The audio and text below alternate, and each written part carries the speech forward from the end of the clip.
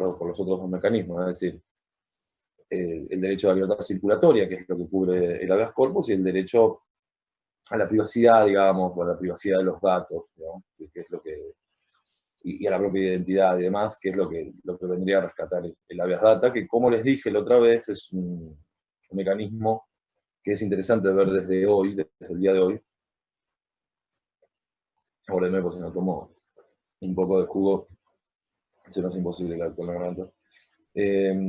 Digo, respecto al mundo en el que vivimos hoy, y cómo ha cambiado el concepto de privacidad, justamente. Pero bueno, eso es más para un análisis sociológico, si quieren, pero también jurídico. También jurídico. También entender cuáles son las responsabilidades que tienen los medios de comunicación, sobre todo las redes sociales, es decir, que con qué información cuentan, y no solo con qué información cuentan, sino desde qué lugar la pueden utilizar, ¿no? Y ahí tendrán ustedes miles de anécdotas en las cuales uno está buscando una cuestión o algo en Mercado Libre y aparece en Facebook te aparece la misma información, ¿no? Una cuestión de datos cruzados que uno no sabe verdaderamente cuáles son esos datos, qué cantidad tienen, si eso que quiero comprar también se estira o también abarca lo que yo pienso, las cosas que leo, la música que escucho, los líderes políticos o sociales a los cuales sigo, la religión que tengo, los hábitos que tengo, porque no es todo lo mismo.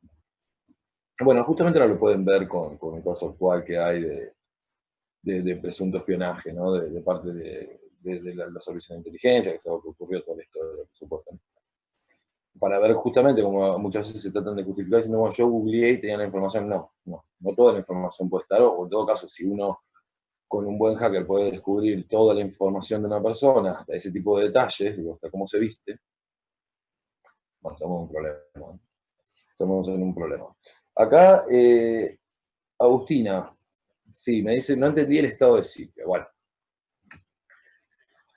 el estado de sitio es una cuestión bastante difícil de entender, pero es como una especie de suspensión, digamos, de todas las garantías constitucionales. Uno podría decir, ¿cómo puede ser, o para qué se hace, ¿no? ¿Cómo se puede suspender todas las garantías? ¿Qué sentido tendría? ¿Qué quedaría de la Constitución? Bueno, lo paradójico, que en el estado de sitio lo que se hace es suspender por un momento, por determinados momentos, las garantías constitucionales, es decir, la Constitución ahí no está rigiendo, es algo importante, ¿no? Nuestros derechos en ese momento no están rigiendo. Hay varias interpretaciones sobre eso, hay algunos, la mayoría o una parte de la doctrina va a decir que en realidad no se pueden suspender ciertos derechos humanos como el de la vida o la integridad física. Digo, si no quedaría directamente una tierra de nadie, digo, ¿no? Sería como que no hay más Estado y no hay más nada, no es la idea. Y otros efectivamente dicen que sí.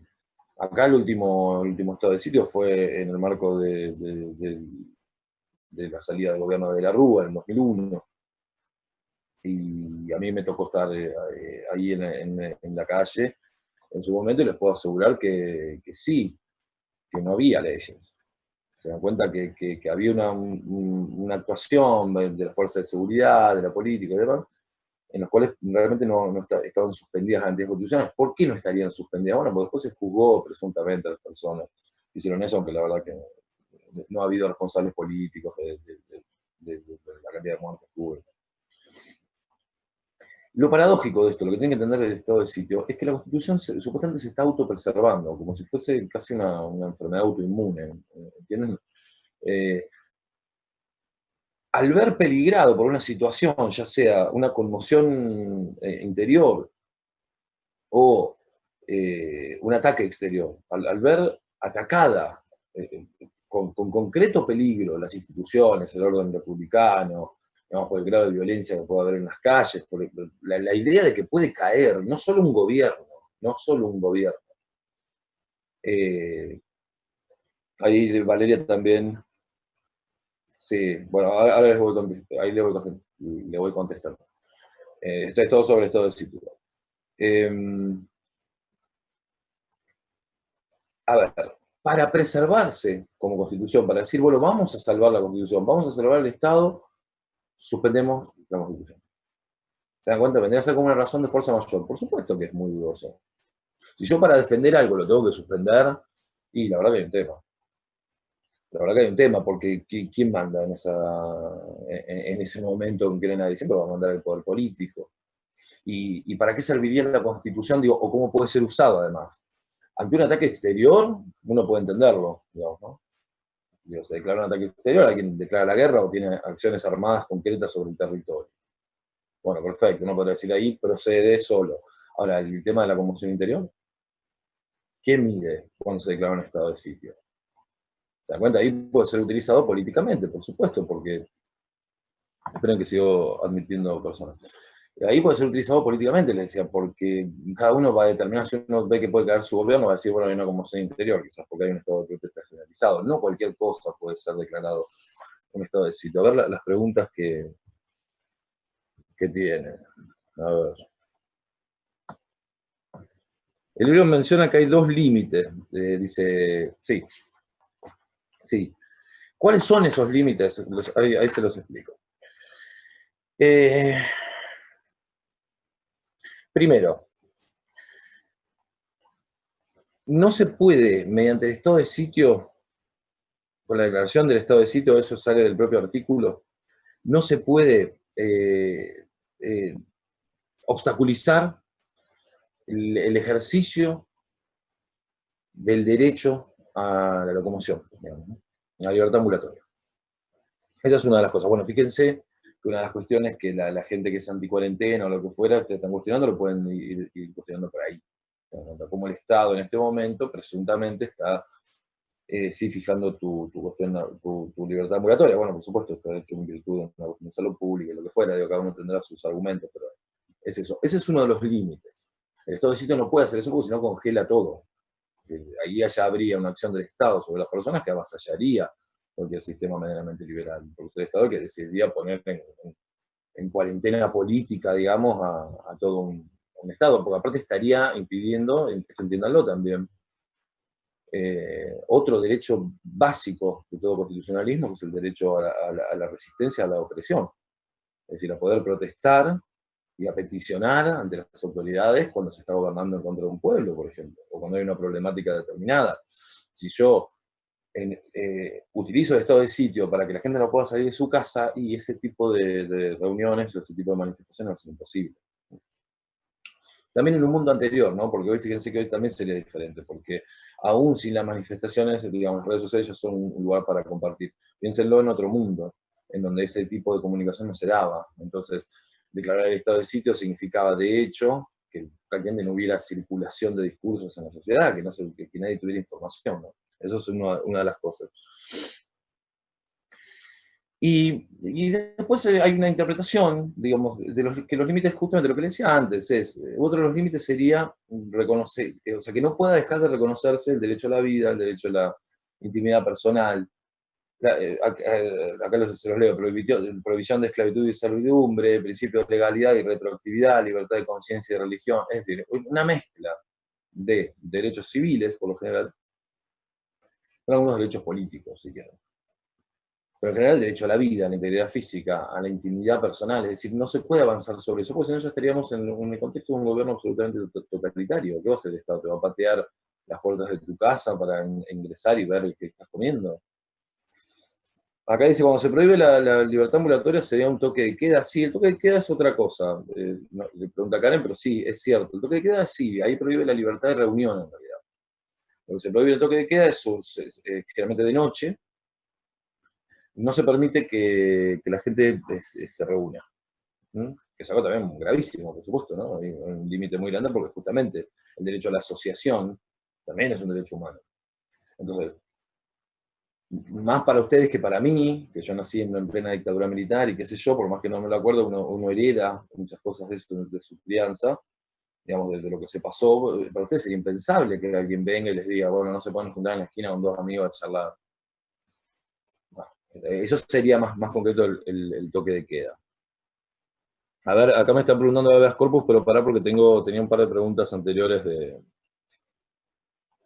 Esto de los límites ya lo vimos. No me quedó muy claro cuáles son las limitaciones que hay después de que se declara el estado de sitio. Bueno, justamente esas son las limitaciones. Y también tengan en cuenta la cuestión del arresto, ¿no? Las personas que dentro de ese contexto son eh, cooptadas o aprehendidas por, por alguna fuerza de seguridad, no son técnicamente detenidas, porque la detención necesita el funcionamiento de la justicia. Lo que se hace ahí es el arresto del Poder Ejecutivo. Se considera arresto que es llevarlo a algún lugar, se tiene que haber un registro, tiene que haber una notificación, en principio al Poder Judicial de que te está llevando a tal persona, pero técnicamente no es una detención, es decir, no es un proceso que se inicia por lo judicial, sino que lo hace el Poder Ejecutivo. Y estas cosas le tienen que tener muy en cuenta, porque después cuando hablamos de que, de que existe la República, de que hay una división de poderes y demás, vemos que en determinadas situaciones el presidente o el presidente de este país tiene un poder inusitado, puede hacer lo que quiere. Es un sistema muy presidencialista, ¿no? Bien, sigamos. Ahí estaba la de toque de queda, ya la vimos. Profe, no me quedó claro el concepto de habeas corpus por desaparición forzada de personas. Bueno, yo te diría, Dana, que más claro que lo que puede quedar en Argentina no puede quedar en ningún lado, simplemente porque la desaparición forzada de personas la inventaron acá.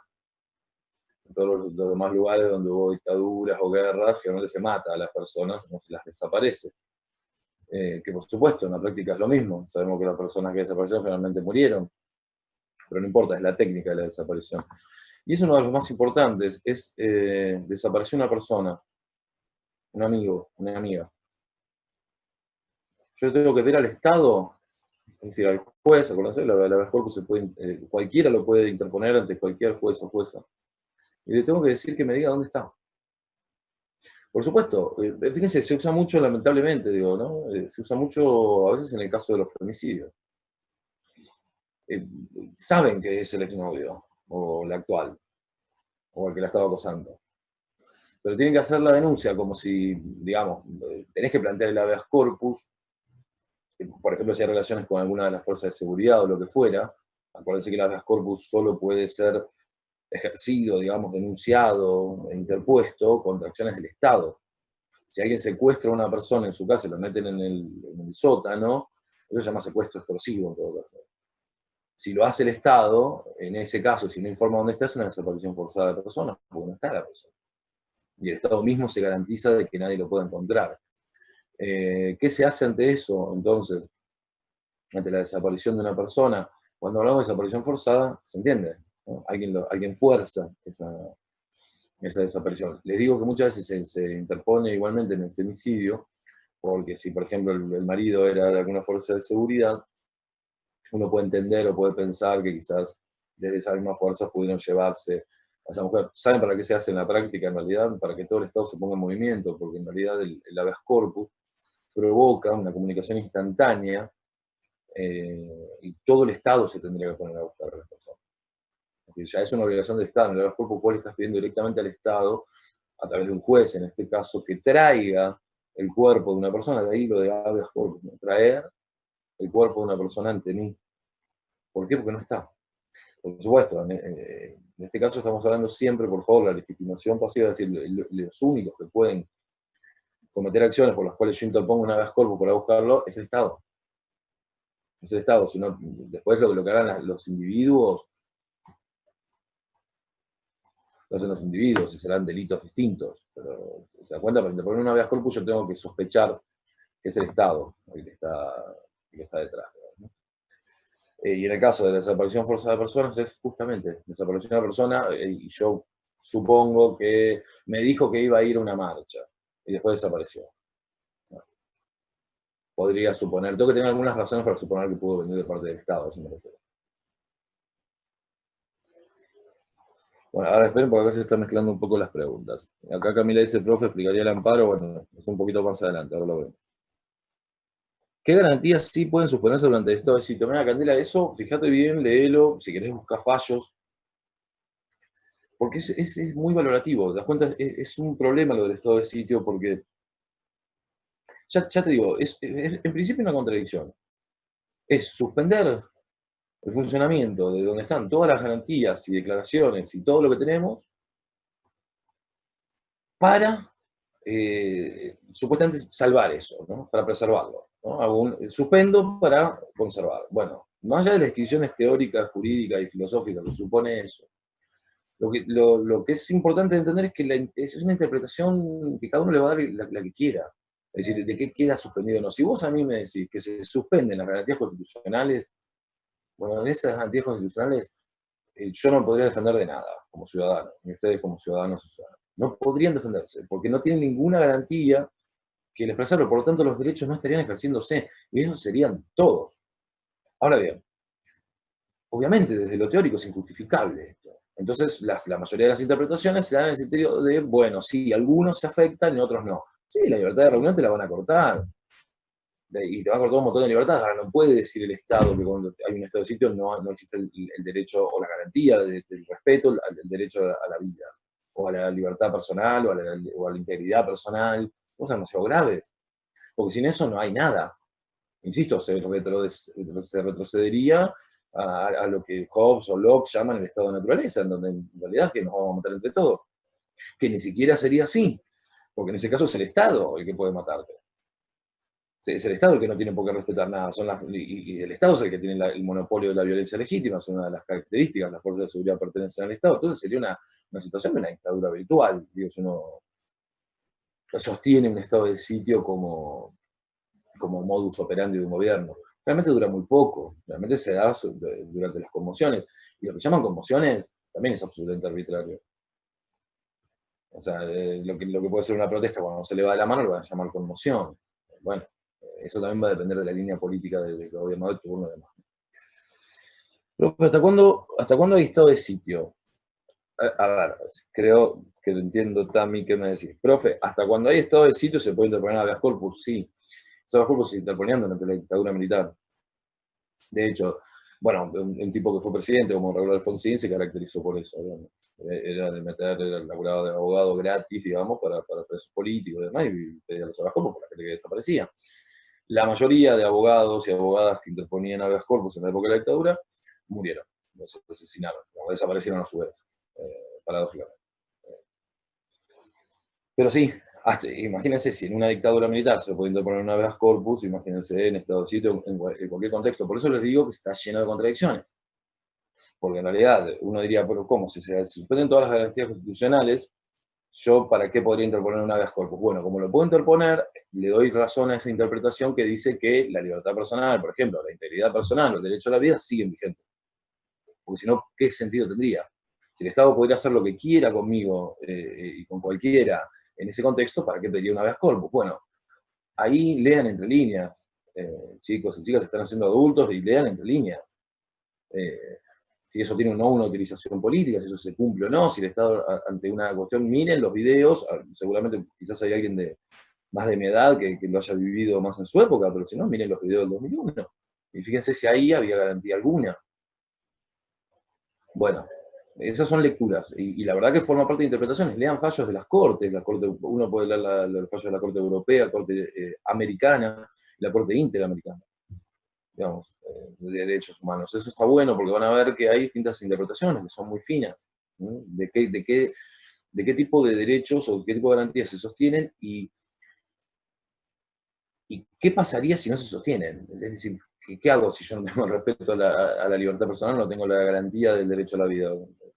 Se transforma en otra cosa, digamos, ¿no? Ya no sería un Estado. Sigamos.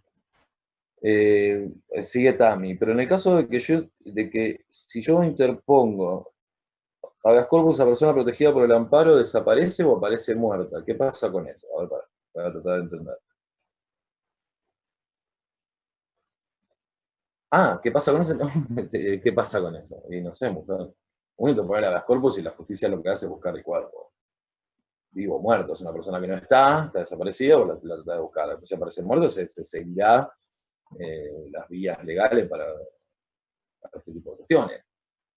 Digo, se va a calificar como desaparición forzada si efectivamente fue el Estado, se va a calificar como secuestro seguido de asesinato si fue una persona. Se sigue por los canales comunes del derecho penal. No hay, el habeas corpus lo que se limita es a buscar y a encontrar con suerte. Digo, la mayoría no lo encontraron, digo, ¿no? O sea, bien, sigamos. A ver si llegamos. A propósito de esto, después díganme por sí o por no, porque los temas que vienen ahora, la verdad, se empiezan a complejizar un poco. Están más cargados, digo, suponen un poco más de explicación o de ejemplos. Si quieren, hacemos, como yo no tengo el Zoom institucional, la verdad que la UBA no le está pagando a nadie el Zoom, entonces estas reuniones de 40 minutos podemos pactar, si quieren, yo pacto una a la 1 y otra a las 2. Entonces tenemos esos 20 minutos intermedios, si les quedan ganas, no sé, háganlo como quieran. Para mí quizás 80 minutos sería mucho por este medio, pero prefiero dar la oportunidad por lo menos. Hacemos el de la 1, corta y 40, y a las 2 yo me vuelvo a enganchar, y los que quieren y las que quieren se pueden volver a enganchar. En todo caso son preguntas, así que después escríbanme en el chat, ahora no, porque si no me se van a enrolar con las preguntas, pero al final, en 15 minutos yo les digo 5 minutos antes, díganme por sí o por no que prefieren. O bueno, yo lo voy a hacer igual, y la que quiere y el que quiere se engancha, si no es mucho lío. Voy a tratar de que en esos 40 primeros minutos queden saldadas la mayor cantidad de preguntas, pero dar una oportunidad más porque, insisto, son más largos los temas ahora. Son más largos, tienen más hueso para rodear. Bien. Valeria, profe, no entendí bien qué vendrían a ser las legitimaciones. Legitimaciones es decir, quién puede hacer tal cosa. Legitimación activa es quién puede interponer el amparo, el habeas corpus, el habeas data. La legitimación pasiva es quién puede ser denunciado por eso. Es decir, y en esto en el caso del habeas data y del amparo, pueden ser particulares o puede ser el Estado. Es decir, ahí está el ejemplo de Siri, donde la policía le había clausurado un organismo, un medio de comunicación, no estaba justificado, ¿por qué? Entonces el juez le dice, bueno, si vos como Estado estás hablando algo y no podés decir por qué, yo tengo que modificar esta situación, levanten la clausura. Y ese es el Estado, pero también se puede hacer, otro de los ejemplos, de una serie de trabajadores y trabajadoras que habían tomado una fábrica. Bueno, el tipo pidió el amparo a la justicia y eran particulares, no era el Estado, eran sus propios laburantes, porque estaban pidiendo cosas, qué sé yo, pero habían copado la fábrica. Bueno, obligaron a que salgan de la fábrica. En el caso de la habeas corpus, únicamente puede ser el Estado, el legitimado pasivo. Es decir, el único que pueda ser denunciado, ¿no? Yo interpongo una habeas corpus para buscar un cuerpo, pero porque tengo que presumir que fue el Estado el que hizo eso, el que lo detuvo ilegalmente, o el que lo desapareció, o el que... Bla, bla, bla. O sea, legitimaciones entonces, ¿quién puede interponer y quién puede ser denunciado? O por ejemplo, no fue estado de sitio de Tami, por ejemplo, no fue estado de sitio, pero el chico Santiago Maldonado, bueno, a ver, no sé qué querés decir con eso. Yo no tengo problema de hablar de cuestiones más delicadas en lo político. No sé si este es el medio, sería muy largo. Creo que lo que estás aludiendo es que a veces hay situaciones en las cuales las fuerzas de seguridad parecen no respetar ley en las detenciones. Y sí, la verdad que sí. La verdad que sí, no estoy de acuerdo con vos. Si es eso lo que interpretás. Cualquiera que, sea quien sea la víctima. Hay un montón de veces que se operan con formas en las cuales las prescripciones de la ley y los derechos humanos y todo eso en ese momento concreto no corren, no hacen a cualquier comisaría ahora. Y vamos a ver si se está cumpliendo, o vayan a un penal para ver si se está cumpliendo los derechos humanos. Bueno, es una discusión que además de jurídica es política, por supuesto, ¿no? Entonces se va a hacer muy largo. Pero, a ver, Camila, profe, ¿pero solo el habeas corpus se puede interponer? No, se interponen los tres. Yo, si hago una acción de amparo, tengo que hacer un escrito, largo generalmente, argumentando por qué, acuérdense de lo que dice, es una acción expedita, es una acción rápida. Y vos tenés que justificar que no tenés otro medio más idóneo dentro del sistema jurídico argentino para pedir por eso, ¿no? Y generalmente por una cuestión de premura. Es un amparo típico que te quieren cortar la cobertura de la obra social, porque te jubilaste. Entonces yo interpongo un amparo para que no se cambie eso hasta que me hagan un nuevo plan. El amparo es cuando realmente sabes que si vas a la justicia ordinaria a dirimir eso, las acciones van a llegar igual, la obra social te la van a cortar. Entonces después, cuando vos la podés luchar en la justicia, pues estás sin obra social. El amparo es justamente ese tipo de cuestiones, ¿no? Y no siempre te lo dan, por supuesto. Pero sí, todos se pueden interponer. De hecho, es eso, es ir a decirle a un juez tal cosa. Si le decirle a un juez, mire, me parece que esta empresa de tecnología tiene, ahora me avisó que faltan 10 minutos, eh, que esta cuestión, esta empresa de tecnología tiene más datos de lo que corresponde, míos. Bueno, puede ser. Digo, sos vos el que, la que o el que tiene que ir a decir, mira que tiene datos que yo no le di a nadie, sin embargo lo sabe, digo, en el caso de la Data, ¿no? Profesor, profe, con otra profesora hacemos por Google Meeting. Voy a probar con eso. Voy a probar. Últimamente Zoom la verdad está andando bien, pero voy a probar. Voy a probar con los Meeting. No sé qué es una aplicación, hay que bajarla, cómo es un programa. No, yo soy muy ignorante en estas cuestiones de tecnología. Así que si alguien me dice cómo, sería mejor todavía. Pero puede ser que ahí no te da finalización, estaría bueno también, porque capaz que necesitamos una hora, no una hora y media. Pero bueno, vamos apurando un poco con esto. Respecto a las datas, ¿a qué se refiere el artículo 43? Ah, bueno, es online nomás, entras con vía Gmail a Google Meet, dale, no necesitas aplicación. Si no, por vivos en YouTube, Valentina, no, son muy optimistas. Yo ya ahí me tendría que armar un canal de YouTube, no sabes, soy un cavernícola. Lo podría hacer, pero creo que funciona así. Voy a probar con lo del Google, voy a probar. Tengo cuenta ahí, por lo menos, así que. Bien, esperen que tenía otra pregunta. Eh, ¿A qué se refiere el artículo de 43? No podrá afectarse el secreto de la fuente de información periodística. A ver, esto es un tema muy actual para discutir. El laburo del periodismo, quizás ustedes no estén de acuerdo por la época en que nacieron ya, fue muy importante, siempre para contrarrestar el poder político. Es decir, sin alguien que informe, y hay muchas cosas que no se podrían saber, el pueblo estaría desinformado, pero además no se sabrían tampoco los entreplones de poder y demás. Por eso siempre se permitió que la fuente de la que se obtienen informaciones sea secreta. Es decir, vos podés mandar a juicio a un periodista, pero el periodista tiene el derecho de no decirte quién le dijo tal cosa. Porque obviamente los informantes vienen todos adentro de los gobiernos, como el caso, o de los sindicatos, o de lo que fuera que estén analizando, de adentro de los vestuarios de los jugadores de fútbol. Pasa eso. Entonces te das cuenta que fulanito se peleó con sultanito porque le gusta a la mujer, bueno, y quién te lo va a decir, y nadie va a decir el nombre de otro. Y no se los puede obligar. ¿Por qué? En virtud de proteger la actividad periodística. Pero es muy complicado cuando el periodismo propio es el que se pone a operar políticamente. De hecho, están cuestionando ahora porque Majul tenía esas escuchas que ahora dicen que hacía la AFI. ¿Quién se la dio? Bueno, nadie le va a poder decir nada, porque es periodista. Bueno, es un tema, ¿no? Porque parece entonces que el periodismo no tiene responsabilidad alguna y que puede hacer lo que quiera. Lo que incluso no puede hacer el Estado lo podría hacer el periodismo. No obstante, en nuestra Constitución está eso. No se puede afectar el principio de secreto de la fuente. Es decir, ningún juez puede obligar a un periodista que le diga quién le dijo algo. Básicamente es eso. A ver, si tenemos alguna preguntita más. Después lo del amparo, acuérdense, procede para todo acto en general, digamos, ¿no? Y lo último, sí que no habíamos hablado, Tami, otra vez.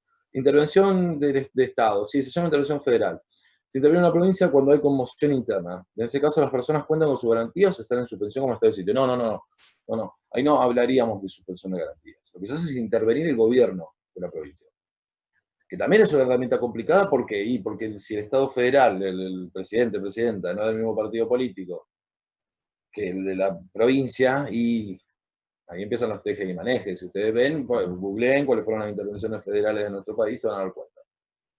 Claramente nunca son del mismo signo político. Entonces, yo veo una provincia que está superada por las protestas, por el malestar social y todo. Si es de mi partido político, lo voy a dejar, que trata de bancarlo, le voy a dar plata por abajo para que lo aguante. Si es del otro, te va a intervenir la provincia. No se afectaría en ninguno de los derechos de las personas. Lo que se hace ahí es como una especie de supervisión o monitoreo muy fuerte del gobierno central sobre el gobierno provincial, lo que también cuestiona el federalismo. Digamos, esto en Estados Unidos no lo puede hacer, o en Brasil no lo puedes hacer. El Estado no puede intervenir central de una manera tal que le saque todo el poder al gobernante regional para hacerse cargo. porque lo que habría ahí es un desplazamiento político, ideológico, si el que está como gobernador o gobernadora no me gusta a mí. A veces que da para hacerlo, sí, la herramienta tiene que estar. Vos podés tener una provincia prendida a fuego. ¿Y qué haces? Y es únicamente en una provincia. Y si el Estado federal no interviene, también estarías abandonando la provincia, porque la provincia tiene mucha menos fuerza de seguridad, tiene una policía provincial nada más, pero no tiene ejército, no tiene... Bueno, se tiene que tener. Lo que le digo es que en la práctica se utiliza generalmente, como todo en nuestro país, y la mayoría de los países, pero nuestro país en particular, como una cuestión política. Acá me dice, puede hacer... Perdón, me hablan de una página en Instagram, no tengo Instagram, me tendría que armar un usuario. Voy a probar, algo voy a probar, a ver si podemos mejorar un poco esto, pero Instagram no creo, te digo, no le tengo simpatía a eso. Profe, en la actualidad, como dijiste, ante la habeas corpus tiene diversas cuestiones para resolver en cuanto a las redes sociales y la violación de política de privacidad, por ejemplo. Entonces, si no hay leyes que recepcionen dicha situación, implicaría una gran controversia, es decir, no tendría sentido ese mecanismo de garantía constitucional. Sí, yo lo que te digo de las redes sociales y demás, más que habeas corpus, es el habeas data. La gran paradoja se da en eso. ¿De qué sirve hoy el habeas data si la mayoría de los datos los damos nosotros?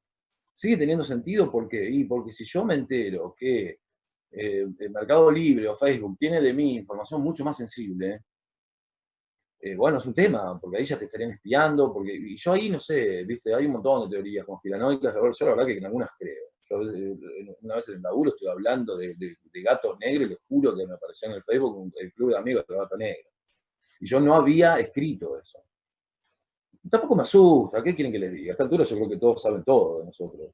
El problema es que uno también ya lo está cediendo voluntariamente, entonces ¿a quién le pedirías? ¿Qué le vas a reclamar si vos cuando... Yo lo que digo, ustedes saben, y saben seguramente mejor que yo, que cuando uno se loguea en algún lado, cuando uno hace un usuario en algún lado, no da tantos datos. Esos datos vienen de otro lado. Esos datos se sacan justamente a partir de los datos maestros que vos le das con tu documento, con cosas así. Pero las cuestiones ideológicas, religiosas, de salud, eso es lo que tiene que ver. Y cuando aparecen ciertos bancos de datos, tienen eso. Tienen eso. Tienen información que no podrían sacar nunca de Google. O que tiene que haber, o que tiene que estar hecho, digamos, con un sistema de inteligencia, ¿no? Para intervenir en las redes sociales y demás. Igualmente estamos en una época de mucha exposición. Entonces, bueno, quedan 2 minutos nada más, ¿eh? ¿Se podría interponer un habeas corpus para solicitar ver la información que un periodista está recolectando sobre mí? No, no, no, no, no, no. Está bien, ahí me dice que ignore su pregunta, ya lo había leído en el texto. Y a ver si hay alguna más. No, ya con eso estamos. Bueno, la verdad no sé qué viene todavía, chicos. No tengo todavía información. Profe, cuando se corta, ¿cómo me comunico con vos? Mandame mail, Viviana. Mandame mail. Recién me integro. Es Emiliano M78, con número, Emiliano M78, @hotmail.com. Ese es el que más uso. Puedes mandarme un mail ahí y cualquier duda que tengas me la decís. Todavía no sabemos cómo va a ser la evaluación, seguramente va a ser muy light.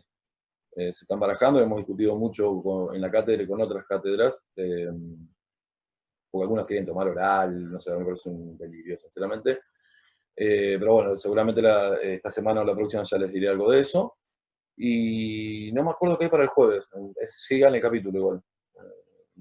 Sigue el tema del Estado, me dice Gabriela, gracias Gabriela. Perfecto. Lean y vean lo de Estado, que es un tema sumamente importante, se toma mucho en los finales, es decir, los elementos constitutivos del Estado. Es un tema que aparte es medio denso, pero que les va a permitir también una mirada desnaturalizadora respecto a, véanlo, digamos, con la clave siguiente. Nosotros usamos, muchas veces el periodismo, los discursos sociales más coloquiales se utilizan como sinónimos, términos como país, nación, Estado, región, no, bueno, no. El Estado es un modo de organización de una nación. Nosotros vivimos en Estados-naciones. Vamos a ver muy claramente la diferenciación entre esos términos, a eso es lo que hay que apuntar, y también a la distinción entre los elementos. Bueno, les mando la invitación en un rato para la del jueves, quizás ya le mande esas dos, y después el fin de semana probaré para ver si da lo del Google Meet. Nada, cuídense y nos vemos el jueves. Un saludo a todos y a todas.